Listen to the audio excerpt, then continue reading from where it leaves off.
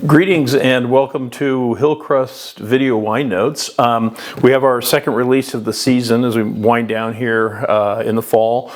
Harvest is pretty much wrapped up. We have one more big day, which is tomorrow. We bring in some unusual reds, Schiapettino, Gamay. That's not completely unusual, but a little different than most, as well as a little bit of Chenin Blanc, which will tie into what we're tasting today. But anyway, the three wines that we're going to taste today, very quickly, are the Anonymus. It's our latest vintage of Anonymus, which is super, super beautiful. We've got La Crema d'Alba is the name of the grape out of central Italy. And then we'll finish up with and revisit the Chenin Blanc 22 that is drinking spectacular now.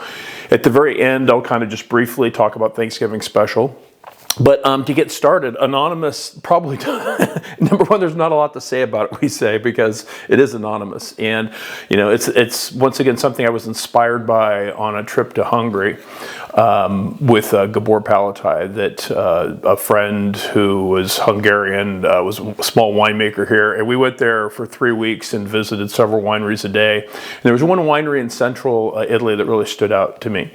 And one particular wine that they made, which was very unusual. And it was a very big wine, but it was very fresh and spicy, nice structure, but it wasn't high alcohol and kind of dull, where a lot of wines I say are kind of like stewed fruit. A lot of the bigger New World wines today, they don't have that freshness to them and the aromatics and that. This wine inspired me, and I came back. That grape is actually a grape that's also grown in Italy called Sagratino. And I came back, and for multiple reasons, it's not plantable in this area. And so I went about taking 4 varieties, that I have a lot of different varieties that we play with that we'll probably never produce, and some every once in a while we pull one out. Tiraldigo is an example of that. But I took 4 different varieties and I blended them together. And I'm the only one who knows what those 4 are. Pretty soon I'm going to pass that on. But anyway, Anonymous is something that's really meant for you to focus, smell, taste, and think about the wine. And when Susan and I go out to a nice meal, oftentimes if we have a sauce or something, she'll be tasting it and trying to figure out what the ingredients are in it. And if you don't know what something is, like for me, if somebody gives me a glass of Cabernet and they go, here's Cabernet, I kind of open up, and it's an unfortunate thing, but it's kind of nature. I open up to my 50 descriptors for Cabernet Sauvignon. And so this is something that really kind of, it's a clean slate, just take it for what it is, but it's the biggest kind of structured, very fruit-driven wine that we produce here at HillCrest. So anyway, latest vintage, we'll take it for a spin. Super black fruit, nice, almost like currants in that. It's got almost like a sweetness to it. In the nose behind that is this beautiful wood component to it. There's a little bit of an earthiness. This has been several years in Boti. A little bit of an earthiness to it, but nice kind of smoke character from the wood as well. A little bit of not cedar, but a little bit of like a slight vanilla, kind of like almost roasted character. The French have this term called pain gris, which is roasted fruit. It's a little bit of that.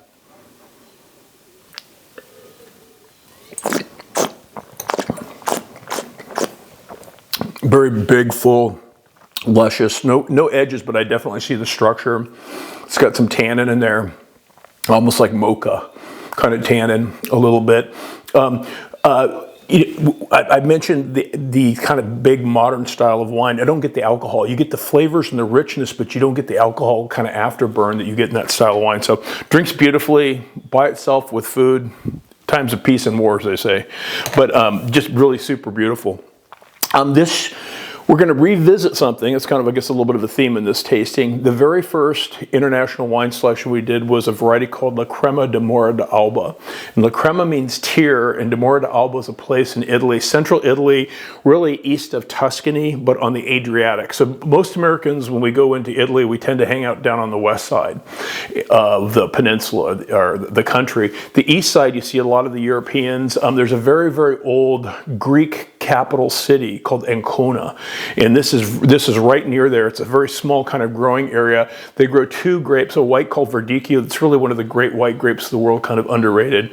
And then La Crema d'Alba. La Crema means tear. And the grape looks a little bit like a tear. It's kind of that bell-shaped. But what happens is it's a very thin-skinned grape. And so as you get really close to harvest, sometimes where actually the berry meets what's called the pedicel, which is kind of the cap before you get to the stem, it'll actually put out a little bit of juice, like rosé colored juice, and sometimes it trickles down, and that's called the tear, as if the grape is crying. It's a variety I've never figured out why it hasn't become super popular in America. It's all American. It's got beautiful, beautiful fresh fruit, spicy, very perfumey for reds. There's some reds that kind of hit this note. Not many in Italy, but you see some in Eastern Europe and that. Nice acidity to it.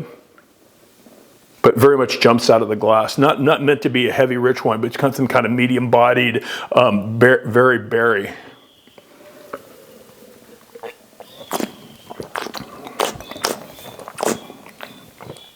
Very nice acid. Structure comes in pretty quick, so there's fruit there, and then you start getting the tannins pretty quickly, which is pretty unusual for like the style of wine that we do. We tend to try to lengthen that out a little bit. Everybody's a little bit different, and this grape tends to have more acidity, which tends to sometimes, with reds, tends to accentuate that tannin showing up a little bit earlier on the palate, but very beautiful, a great food wine. I think this wine actually might be very interesting at Thanksgiving.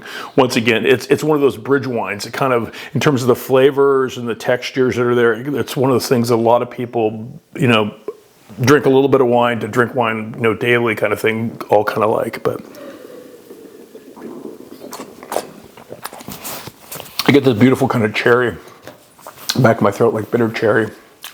That's very, very nice, but very, very kind of rare wine. I've only seen a few producers of this grape in the United States, and so something, very intellectual, not just beautiful tasting, but very kind of intellectual. And then I would say wine is a little bit like a passport.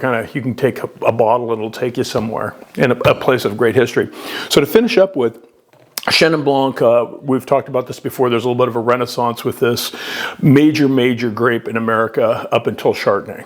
And so that means up until really like the 70s. And then if you go back into the 50s and 60s, every winery in Napa Valley pretty much made Chenin Blanc. It was the mainline variety. And it kind of faded when Chardonnay came about.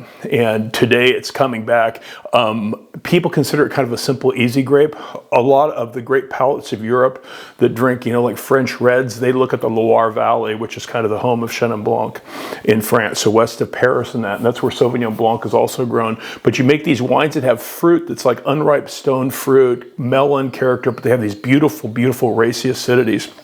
And acidity is one of the things that brought us here from Napa Valley, is that difference in latitude.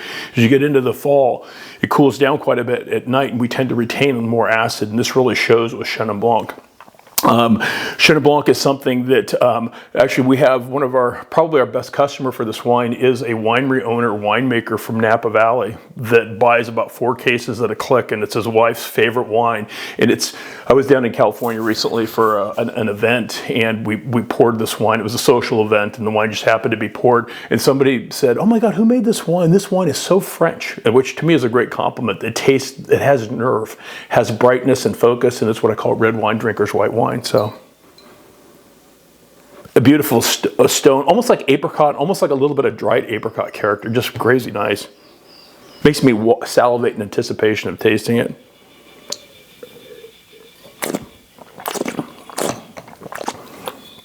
Creamy on the palate, nice acid, never sticky, but it's got weight to it. And to me, really beautiful whites, and it's one of the things I like about great Riesling, and that is there's this tension between the acid and the fruit. And it's just kind of, if you do it right, it's like riding a knife's edge. And this wine has that, and it makes 4 wines very long, and to where, at first it's about the taste, and then you kind of want that sensation again. So super, super beautiful. So anyway, those are the 3 wines that are our lineup. Very quickly, let me touch on, we always do the Thanksgiving special, things that we're going to drink. And so I thought this year, of course, we always have bubbles. So we have our Sauvignon Blanc, made in the very classic method Champenois technique, with our dear friend out of the Moselle Valley.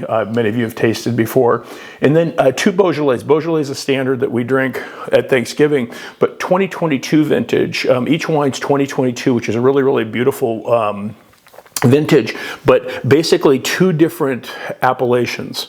So one is Morgon, that's known as being kind of the middle ground between spicy fruit and kind of rich flavors and a little bit of oomph to it, instead of being on the lighter side like Beaujolais. And then we have a Beaujolais Village that's a blend of several different villages. So you get to actually compare the 2 of something that's very site specific to something that's a little bit more communal.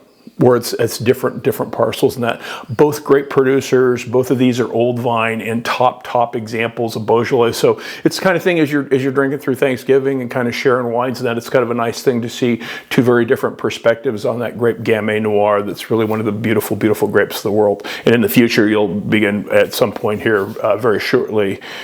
We will be releasing our first Gamay to you. So with that, I'd like to say happy Thanksgiving to all of you, and we're very thankful that you've invited our family to your table, your family's table, and with that to the Genie in the bottle. Cheers.